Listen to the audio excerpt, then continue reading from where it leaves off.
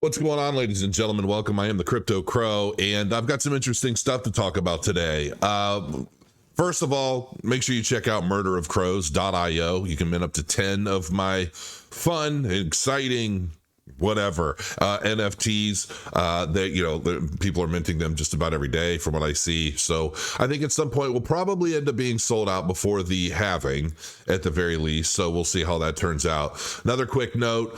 The Crow token is now official. I have them all, and I will be starting to distribute them freely to people. I've got my developer. He's looking at a way to create a faucet so that people can come and just kind of, get the drip, if you will.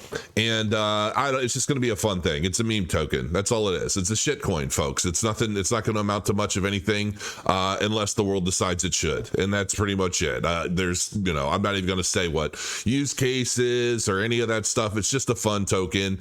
And but I finally have created the Crow token. And I will tell you that from now on, if you're on my channel and you're watching a video and you like the channel, you hit the subscribe button, you hit the like, and you leave a good fun comment that's relevant to the video, and you leave your Cardano address, I will be randomly just going through good quality comments on my content from this day forth, and I will be sending out free Crow tokens just for that. So make sure you keep that in mind. Whether I talk about it in the video or not, just know that it's going to be a thing. And when I do, if I pick a comment, I will probably heart it, and I will send you the transaction code so that other people looking at the comments know, oh, Crow's really sending these tokens out to people that are engaging with his content. So make sure you keep that in mind.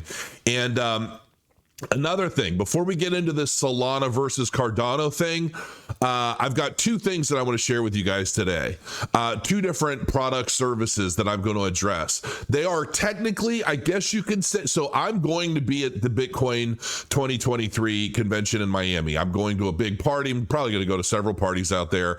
And I will be kind of walking around, just, saying hi to folks. I'm sure there'll be pictures and things for those that are completely shocked at how tall I am in real life, because everybody that meets me in person, I had no idea you were such a huge dude. Yeah, I'm a huge dude. But anyway, and a part of me getting tickets, I guess, is they sent me a couple of projects to talk about. Okay, that are supporters of the Bitcoin convention.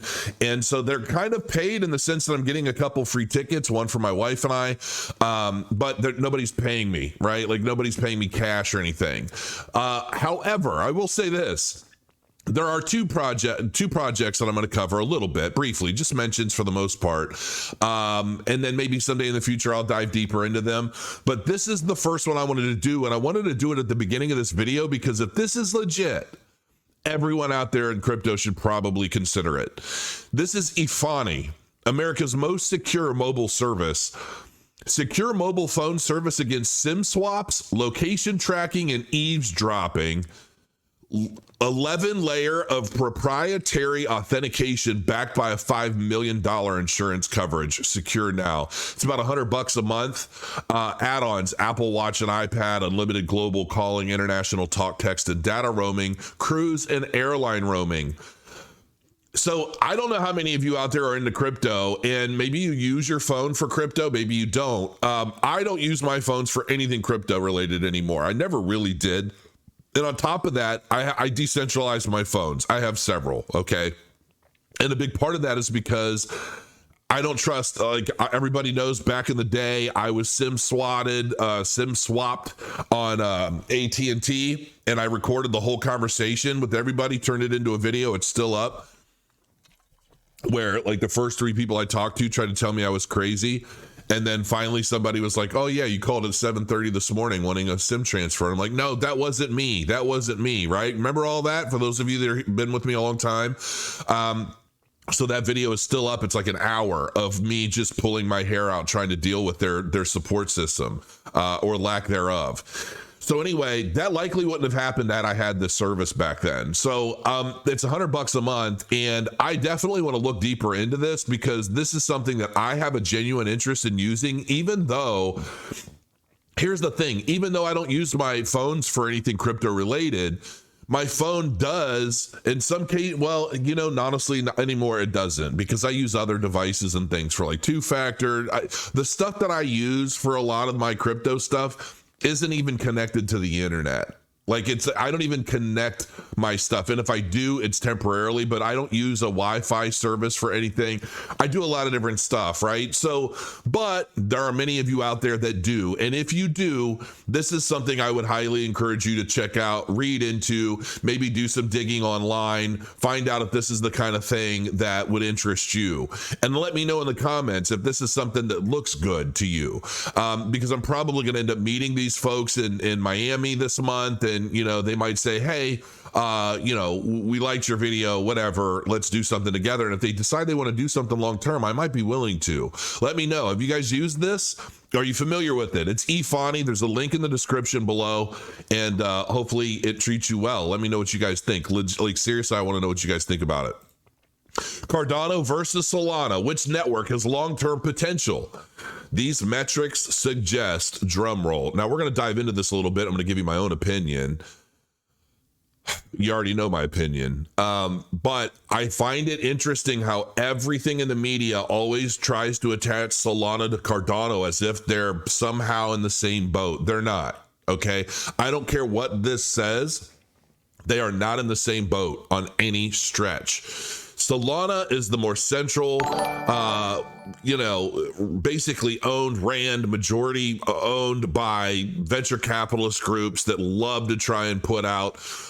They buy a lot of marketing. Let's just say that. They buy a lot of marketing. And we also know that there was a reason why Solana pumped the way it did when it was in the hands of FTX and all of the hoopla that was associated with Solana and FTX.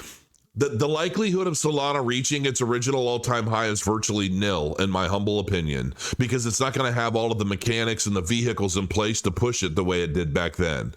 And that's a part of the problem with these kind of VC-ran, Ponzonomics-driven cryptocurrencies, right? They have all this capital, they have all this money, and then they throw it out there for everybody. I even haven't had a kind of a pseudo offer to build blocks and other things on Solana, and they were going to give me money, like these, not Solana directly, but groups involved with Solana. And I was like, no thanks.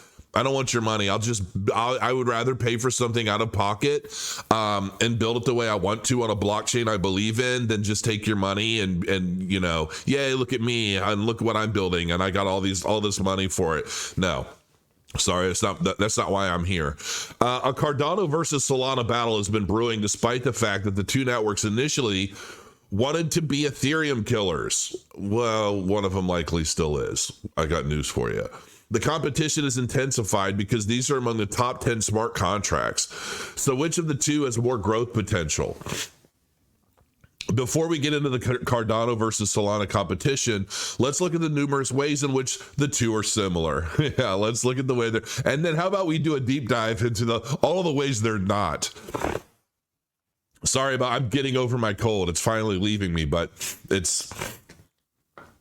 leaving me in the most annoying way. Sorry, you got to suffer through it with me at the moment. I feel bad about that, but they're both proof of stake networks that have smart contract capabilities, just like Ethereum. Both Solana and Ethereum are also in the early stages of adoption.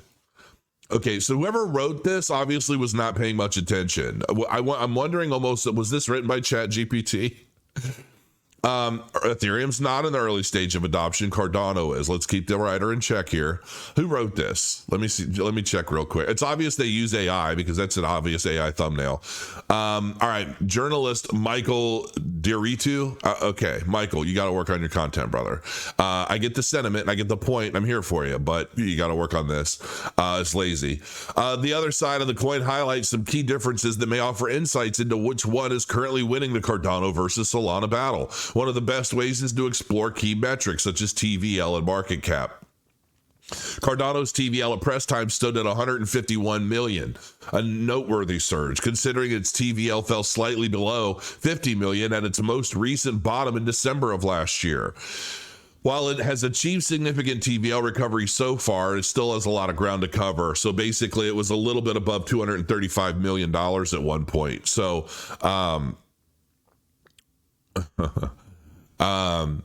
Although Cardano has achieved a fairly significant TVL recovery, it lags behind Solana, which had a $270 million TVL at press time. So, and that's fine. That really doesn't mean anything to me right now.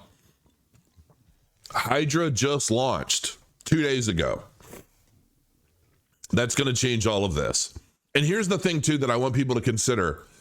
When you're talking about Cardano, and we're talking about its development and its milestones and where it is, where it was, and so forth and so on, with Hydra having just launched days ago, that means that the door has been open for developers to start building on it.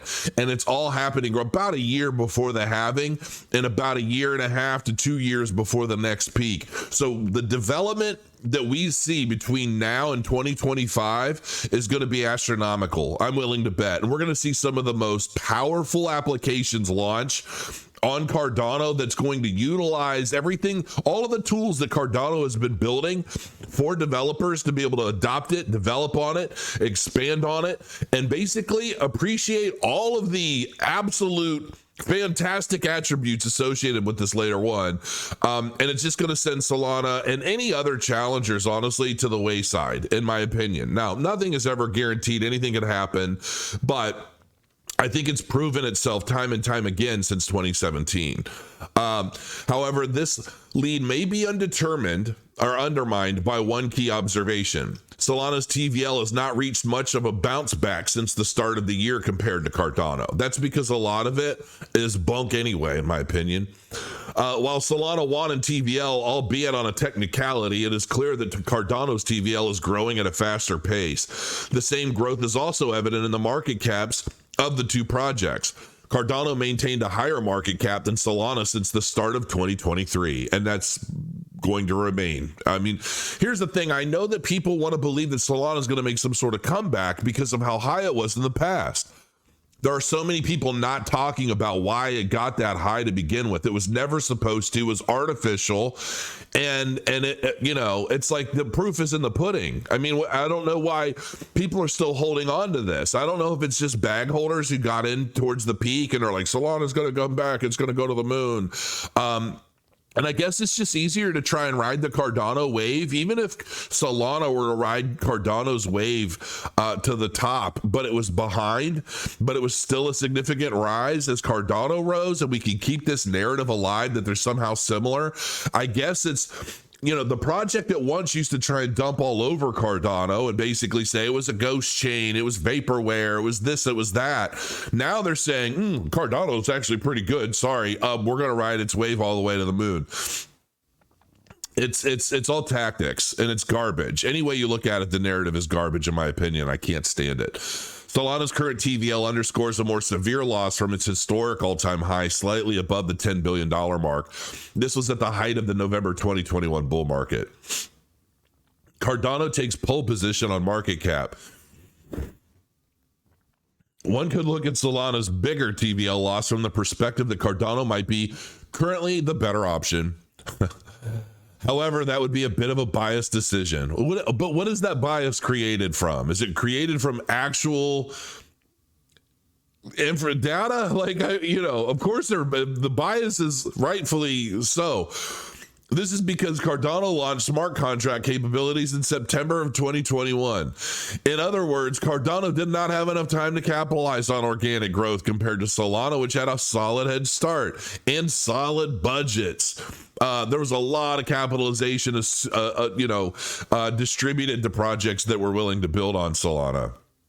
And you know what? There's nothing wrong with that. Okay. I say that, but there really isn't anything wrong with that. A lot of projects do that. Even Cardano has Project Catalyst, but it's more of a decentralized thing. It's just a completely different animal altogether. Cardano's market cap hovered in the $8.3 billion mark at its lowest point in the last 6 months and almost at $16 billion at its highest point. Its press time market cap hovered at $13.3 billion. However, Solana's market cap hovered slightly above $3.3 billion at its lowest 6-month level and $9.9 billion at its highest within the same duration. It hovered at $8.8 billion at press time. Cardano versus Solana active addresses are closely matched. Both had daily active addresses hovering around between 43,000 and 68,000 addresses within the last 24 hours. But how well matched are they as far as volumes are concerned? Solana's weekly volume peaked at $29.84 million at the start of May. It fell as low as $1.25 million during the week. That's insane. That's crazy. Meanwhile, Cardano's volume peaked at 11.56 million at the start of the month and 0.63 million at its lowest point. This means Solana's been averaging higher volumes compared to, I don't think I believe this. I don't know that I'm buying this because I've never seen volume that low on Cardano, so I'm not sure exactly what it's referring to. Based on the above analysis, the Cardano versus Solana battle appears to be quite evenly matched. However, the higher Cardano TVL suggests there is more confidence in its ecosystem compared to Solana. Well, duh. Meanwhile, volume data favors more trading activity in the Solana ecosystem. Development activity has also been quite evenly matched. The summary, Cardano's better. Let me take a look at something real quick, because I don't really think that those metrics are accurate.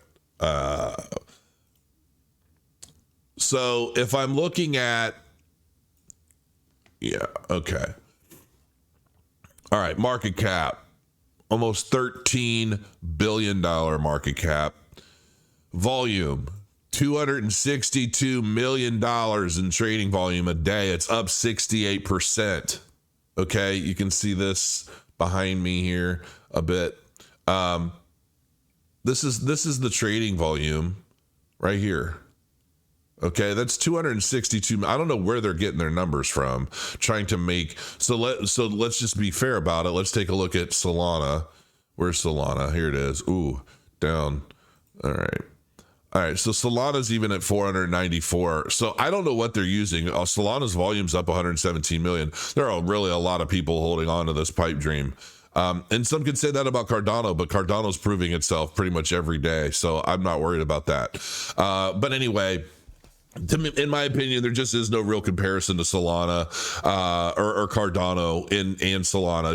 It's a completely different animal altogether. And now with Hydra launching, that's going to even change more drastically. And we can see here in the price action right now, this is when Hydra mainnet launched, which was basically on the 6th at a price of about, closer to 38 cents. And we've come down all the way to about 36 cents.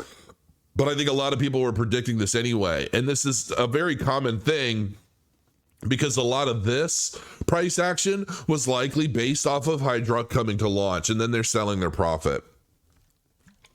And they're just basically, they're scalping and swing trading on the news versus the rumor and all that fun stuff. So the launch of mainnet the launch of Hydra on mainnet doesn't mean that much to me immediately. As I said, the day it launched, I'm like, this isn't about an immediate price action. This is about this market cycle. And there just isn't going to be anything out there able to hold a candle to it. Now, we can take a look at this other project that I'm going to talk about briefly here. This is Moon Mortgage. Materialize your digital wealth. Again, there'll be a link in the description below for those of you that are interested. I implore everybody to do deep dive research on any of these projects that I talk about, whether they're paid or they're not, whatever it is I'm talking about. You always want to do your own deep dive research. Close on a dream house, trade your crypto while borrowing against it, be over the moon. And basically what it boils down to, it's I don't even want to name other projects that have come out in the past that are similar to this. And didn't fare well long term. But ultimately, this is a platform that enables people to borrow against their crypto portfolios, short-term loans to be able to basically, close on a house, buy a car, whatever. I don't know why anybody would basically, a lot of traders are likely going to use something like this.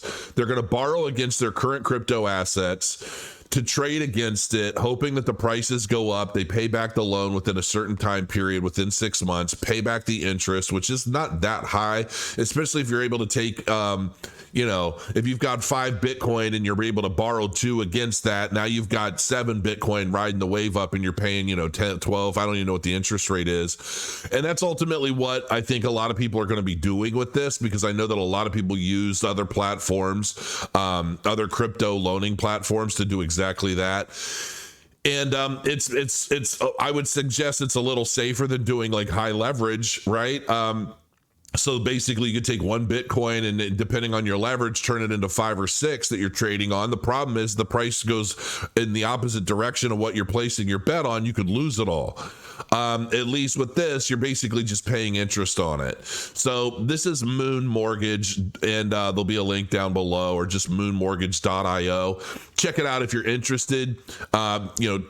Crypto mortgages. Crypto or mortgage for crypto investors. Get a Moon Mortgage to buy your dream house with crypto. Approval rate is high. Most popular collateral type, Bitcoin. Minimum loan amount, $1 million. Average close time, 14 days. I'm shocked it even takes 14 days. Join the wait list on that. So I guess there's a wait list you can join. There's a wait list on either of these two. And I didn't find a whole lot of information about, who's running the ship. So I don't know, but I did look down here. They have LLC with their own NMLS ID, another NMLS ID. And here's the thing. These NMLS IDs track everything. So for them to do this, I used to have an NMLS ID, and it was the hardest thing I've ever done. Back when I was a mortgage loan officer, and then I became a senior loan officer, and then a consultant, and I did all kinds of stuff in mortgage for quite a while. And these NMLS IDs are a really big deal. It's almost like the social security number for this mortgage-based company. And so everything that this company does is tracked and maintained using their NMLS ID. So keep that in mind as you're moving forward. And there are databases where you can plug these IDs in, and you can just say, NMLS ID search, punch that in. It'll tell you the company, all the information, any issues they may have had. Think of it like a more like a better business bureau with some significant actual authority. Okay, it might be the easiest way of explaining it. So that's that. Check out Moon Mortgage if you're interested in this sort of thing. I don't know that much about it yet. It was just kind of, and it looks like you have to join a wait list, so they haven't officially launched. So if you're interested in learning more, join the wait list.